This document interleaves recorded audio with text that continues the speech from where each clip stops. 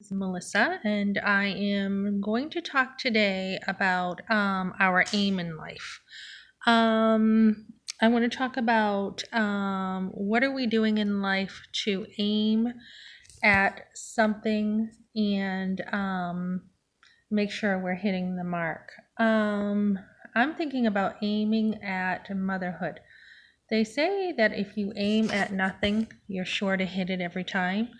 Um, so let's talk about this. Motherhood is supposed to be a blessing to us women, and we're living in a day and age where it's looked upon as a curse. There's a very negative attitude with it that we should not have children, they ruin our lives.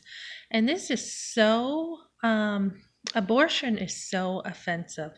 It's a slap in the face to kids. I mean, it's not all about us. You are actually rejecting your own child when you have an abortion. Um, and whether you were forced into one or influenced, and those people rejected your baby, they also rejected you. So we're made in God's image. And when you abort a baby, you are actually taking that image of that baby and rejecting it at the deepest level. Who doesn't want a kid or a daughter or a son who looks like you or maybe acts like you? So we really want to fight this abortion issue. It is murder and it's very destructive. You don't have to be afraid of motherhood. There's nothing to really be afraid of. What you want to do is you want good motherhood. You want to be able to realize that from the foundation, children are a blessing. Scripture talks about it, how they're a heritage, they're actually a reward of the womb. So you would want to probably have as many as you can if they're gifts. I mean, who doesn't want a ton of gifts, especially at Christmas or birthdays? So children are a gift. Now, as far as how you mother, that is usually a problem within yourself. It's not the kid's fault if your kids have turned out in the wrong way. I mean, yes, they have choices, and there is a point that they have made a choice and they're grown up and they need to live with that. But for the most part, I think the responsibility falls on the parents. It's the parents' job to make sure they're doing everything possible to help your kids succeed in life. So when we think about, the attitudes of, oh, kids are a brat, kids are a pain, well, if you wouldn't like those things being said about you, then you shouldn't be stereotyping kids. And although some kids can be bratty, and I know that I never wanted bratty kids, um, it's the behavior. It's not their identity. They're not a black sheep. It's how you have chose to relate to your kid. So we want to tear down, just that stigma of the black sheep in the family and the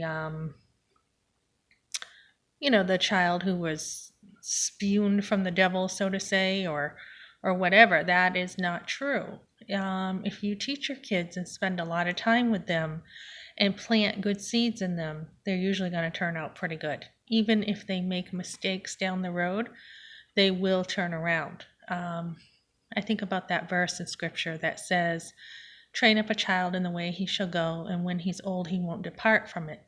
It's not a promise. It's not a promise that your children are going to turn out right. I mean, there are some parents who really have tried to do everything right, and their kids still have a choice to do what they want. But for the most part, if you train your kids up well, and even if they go astray, they will come back to their roots. So if you are not ready for motherhood, it doesn't mean have an abortion. We hear people say, oh, you were too young or you were not ready. This has never stopped people before. If you're not ready, then get ready. Get ready. I don't think anyone is completely ready to be having a kid. And we have this place called Planned Parenthood that even the name is uh, offensive to me, because why would you be planning your parenthood? I mean, what would you have to do to say, okay, I am now ready to have a kid? I mean, how much planning do you have to do?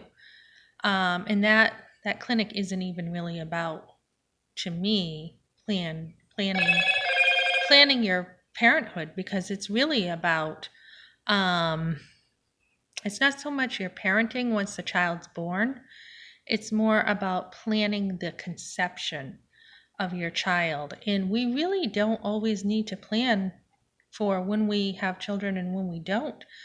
Many times, if we leave it in the hands of God and say, whenever you give us children is when we'll have them, is the best thing you can do. I think a lot of women nowadays have put off motherhood until they're in their late 30s, early 40s.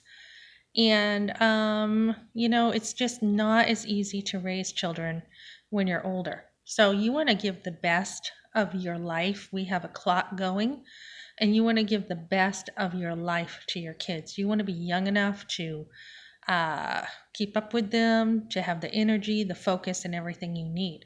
So I just want to encourage women to aim and aim well and have the goals that you want for your family. And we can talk about that another time, about setting goals for what you want as a mother.